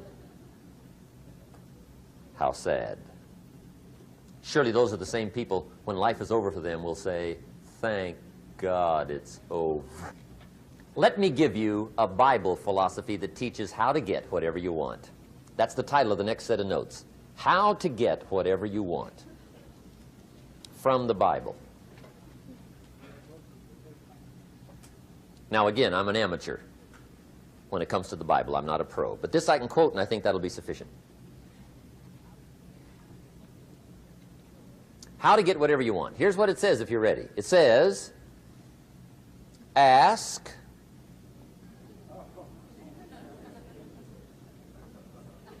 That's it. End of notes. Ask. If there's one art in life to learn extremely well, that's got to be one of them. The art of asking. What does ask mean? Ask means, what do you want? And the formula is staggering. It says ask and what? A guy ought to look into that.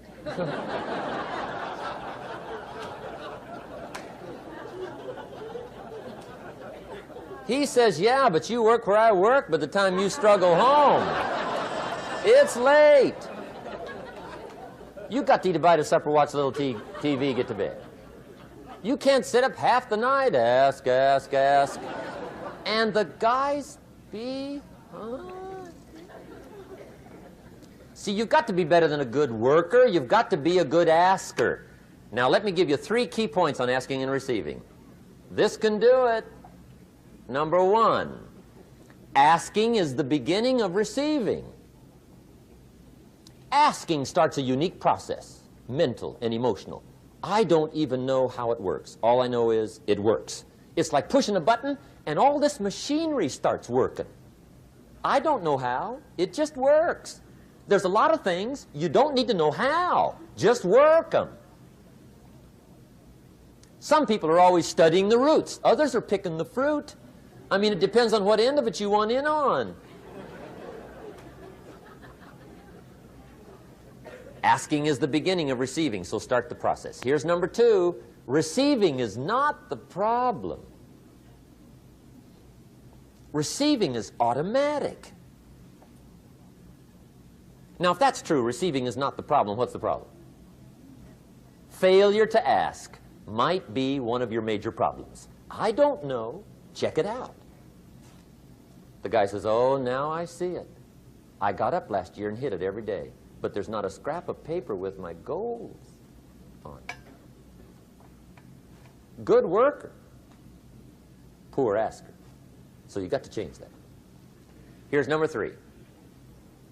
Receiving is like the ocean.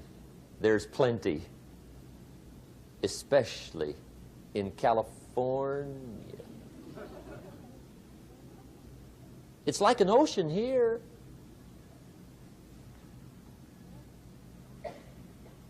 Success is not in short supply. It isn't rationed, and you stepped up to the window and it was all gone. No, no, no. It's like an ocean here. Now, if that's true, what's the problem? Well, some people go to the ocean with a teaspoon. Have you got the picture? See, what you want to do in view of the size of the ocean is trade your teaspoon for at least a bucket, and you'll look better down at the ocean. Kids won't make fun of you, right? Okay. Now, there's 2 ways to ask, and we'll wrap up goal setting. 2 ways. Here's number 1. Ask with intelligence. It didn't say ask intelligently, but I'm sure it meant that. Don't mumble. You don't get anything by mumbling. Be clear. Be specific. Intelligent asking means how wide, how high, how soon, when, what size, what color, how much. Define what you want and describe what you want. That's powerful. In the weekend seminar we teach, goals become like a magnet. They pull you that direction. And the better you describe them, the more they pull. So ask intelligently. Here's number 2. Ask with faith. That's the childish part of the equation. Believe you can get what you want like a child. Not an adult. Adults are too skeptical.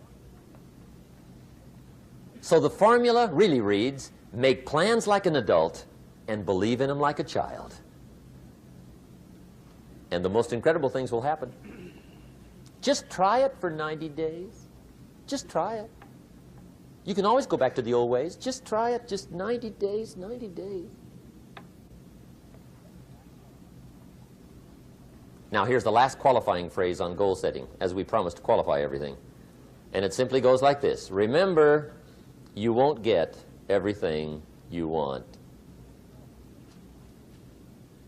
And we've already studied the reason for that. Simply, sometimes it hails on your crop and rains on your parade.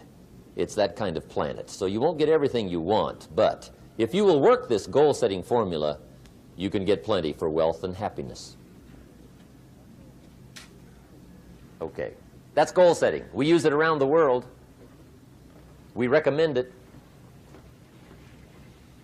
Now, maybe it won't work as well for you as it has for me. I don't know. Maybe not. But what if it did? You got to try. Okay. Here's the last subject, the day that turns your life around. Let me just quickly give you a list of 4 emotions that can change your life in one day. Emotions are powerful. Sometimes it doesn't take much to alter your whole life direction.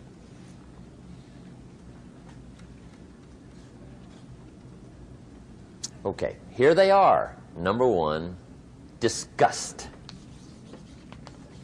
Powerful emotion. Disgust says, I have had it. See, that could be the day. The day you can say, I've had it. And whether you've had it with something small or something major, the day you can say, I've had it, may not be the day it ends, but the day it begins. That's what I said when that little Girl Scout left my door when I'm 25. I give her the big lie, she leaves, I say, I don't want to live like this anymore. I've had it with lying and being broke. Powerful day.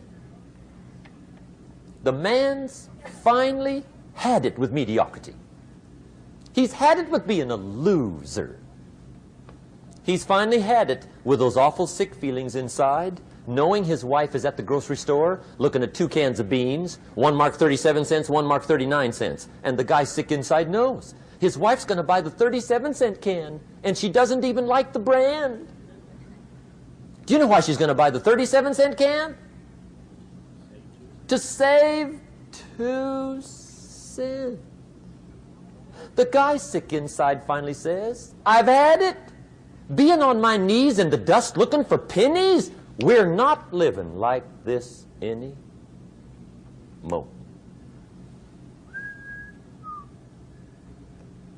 Could be the day that turns your life around. The day you can say, I've had it. He walks into his closet and rips everything in it to shreds and says, I've worn this embarrassing stuff for the last time. And not only will I never wear it again, no one else will ever wear it again.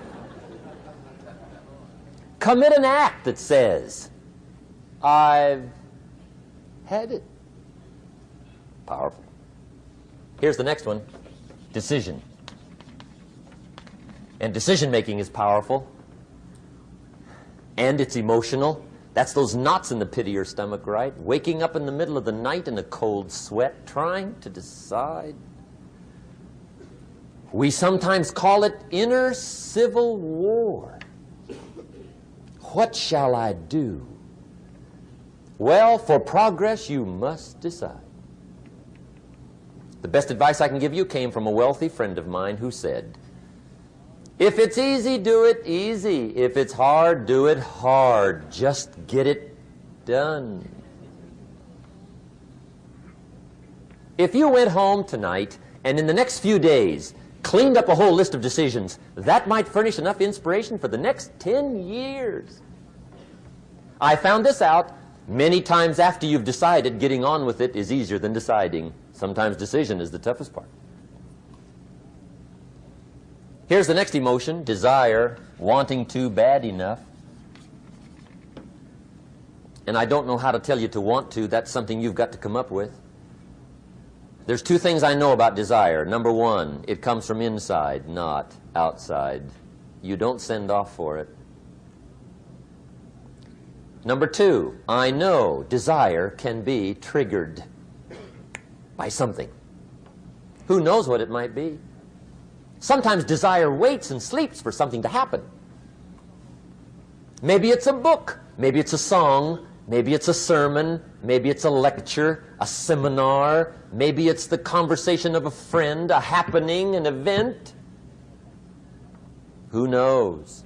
The best advice I can give you is what I give my staff. It goes like this: welcome every human experience. You never know which one is going to turn it all on. Even the bad experiences.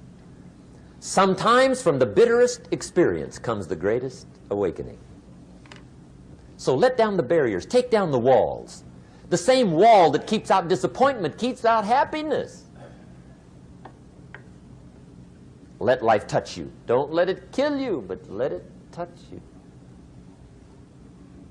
Here's the last one. This one's powerful. Resolve. Resolve says, I will. Two of the most powerful words in the language. I will. Benjamin Disraeli once said, nothing can resist a human will that will stake even its existence on the extent of its purpose. Shortly put, I'll do it or die. See, that's powerful. That could be the day that turns your life around.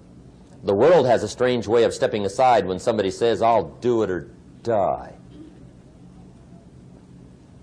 The man says, I will climb the mountain. They've told me it's too high, it's too far, it's too rocky, it's too difficult, it's never been done before, but it's my mountain, I will climb it. Pretty soon you'll see me waving from the top. Or dead on the side, because I ain't coming back.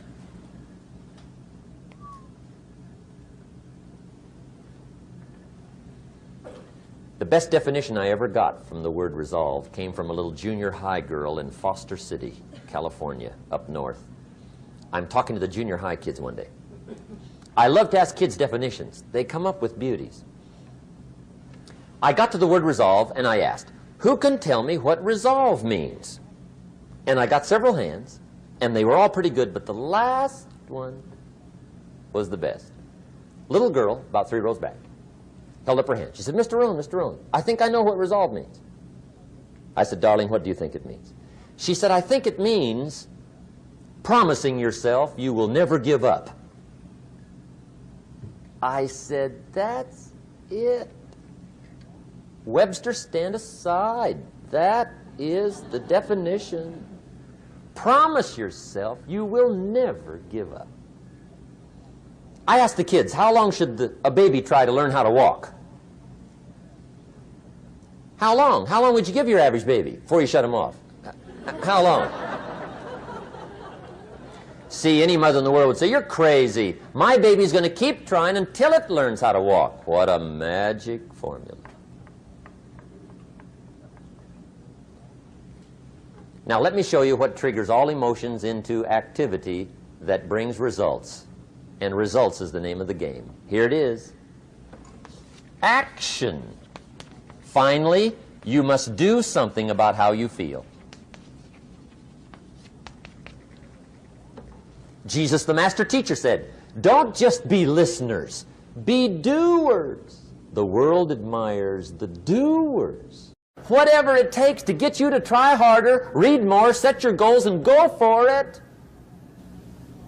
Here's the next attitude disease. Over-caution.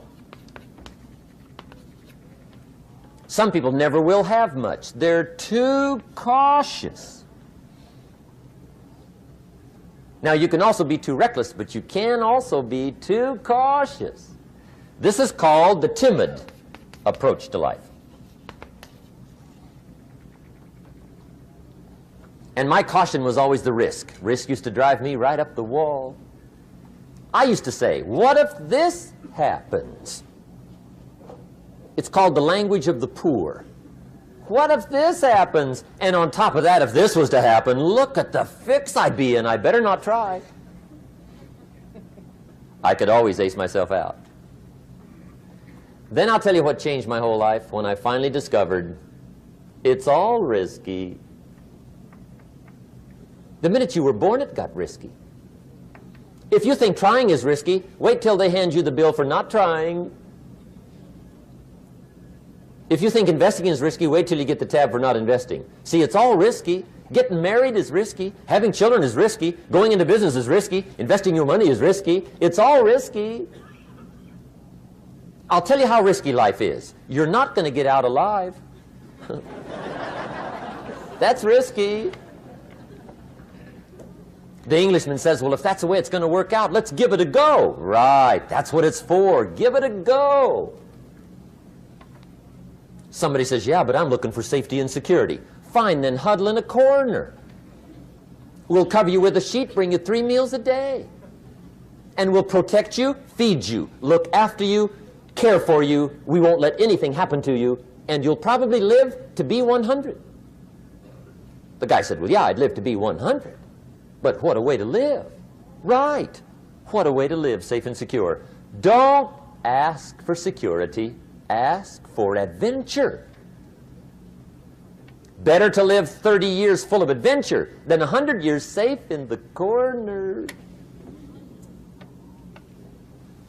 And see, it's not important how long you live. What's important is how you live. Here's the next attitude disease. We're almost through with this motley list. In fact, we're almost through. Hang on. The next one is pessimism.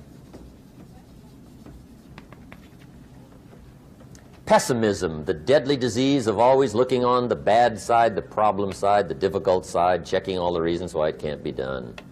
The poor pessimist leads an ugly life. He doesn't try to figure out what's right. He tries to figure out what's wrong. He doesn't look for virtue. He looks for faults. And when he finds them, he's delighted. How ugly. This is the poor guy who looks through the window, doesn't see the sunset. He sees the specks on the window.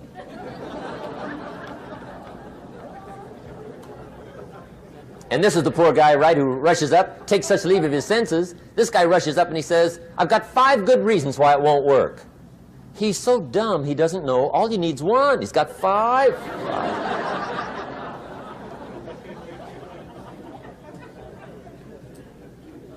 To the pessimist, the glass is always half empty. To the optimist, the glass is half full. Why would the same measure affect people 2 different ways? Answer, it all depends on how you look at it. Our lives are mostly affected by the way we think things are, not the way they are.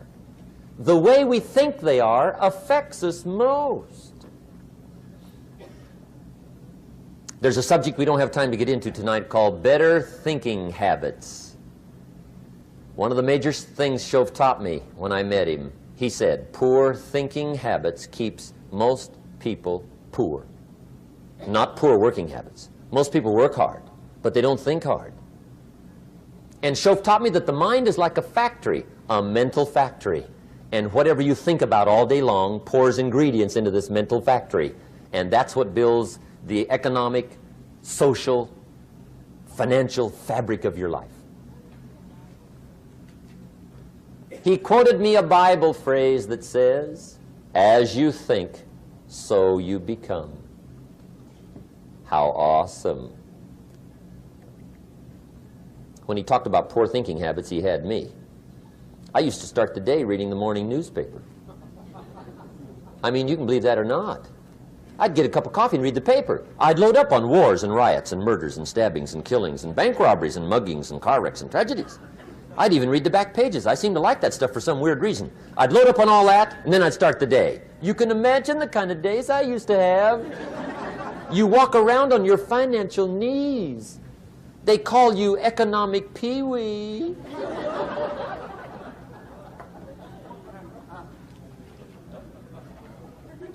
The guy says, I want to be a great leader. Wonderful. The first thing we do is follow him to his house. When we get there, we walk in and check his library, number 1.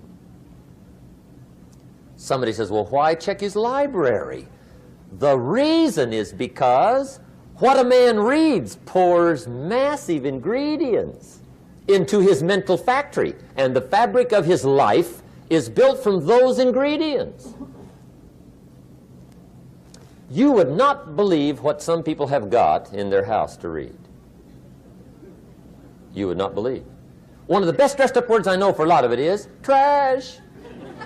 Can you imagine dumping a barrel of trash into this mental factory every day and coming out with a rich, dynamic, positive life? It can't be done.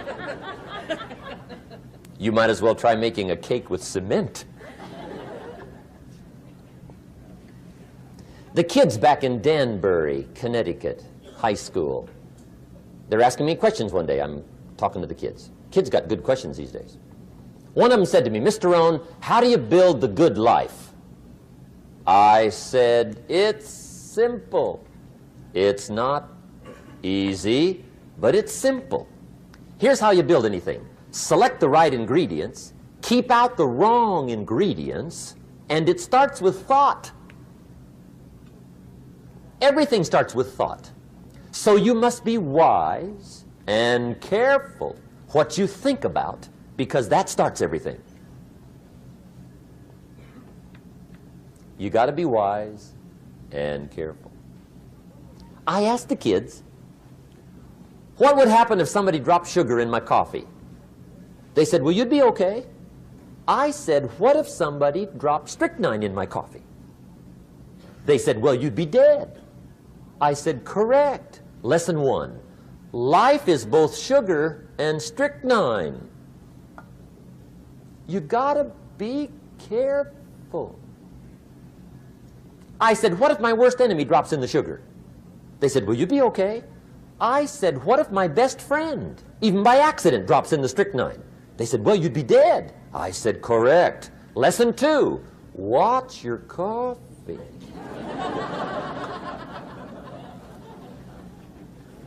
You got to be careful. See, it doesn't matter who hands you the bad stuff. It doesn't matter where you get the bad stuff. It'll still do its damage on your bank account, wherever you get it. Mr. Schoaf gave me one of the greatest phrases when I first met him when he said, Jim, every day stand guard at the door of your mind. How important. Stand guard at the door of your mind. And you decide what goes into your mental factory. Don't let anybody just dump anything they want to in your mental factory, because you've got to live with the results. Okay, here's the last disease, and we're through with this list. In fact, we're almost through. Hang on. The last subject is very brief. The last disease, but this one is deadly. Engage in this one, indulge in it even slightly, and you might as well forget the future, because it's going to forget you. Complaining, crying, whining, griping, a Bible word called murmuring. See, that'll ace your future. Spend 5 minutes complaining, and you have wasted 5. And you may have begun what's known as economic cancer of the bone. Surely they will soon haul you off into a financial desert and there let you choke on the dust of your own regret. I hope I said that well, so you won't forget. It's a deadly disease. If you don't think it's bad, ask the children of Israel of Old Testament fame. Typical of us all, their story just happened to get in the book. Story says, children of Israel were slaves. God performed a series of dazzling miracles and got them out. And now they're heading for the promised land. Remember the story? Heading for the promised land. Tragedy of the story, they never got there. Reason. From day one, they started to complain. They griped about the water. They griped about the weather. They whined and cried and griped about the food. They griped about the leadership. They whined and cried because it was too far, too cold, too hot, too difficult, too miserable. I mean, they whined and cried for years. Finally, God said, I've had it, trip canceled. Or something like that. The story says they died in the desert, never got to the promised land. Which I think means 2 things. Indulge in this long enough, you get your future canceled. And I guess it also means even God himself can only take so much.